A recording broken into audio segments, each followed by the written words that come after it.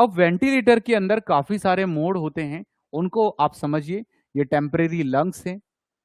इसके मोड्स में सबसे पहली ट्रिक याद रखो, CAS। CAS, तीन बातें यहां पर काफी सिंपल है। पहला मोड कंट्रोल्ड, कंट्रोल्ड। दूसरा असिस्टेड, असिस्ट कंट्रोल।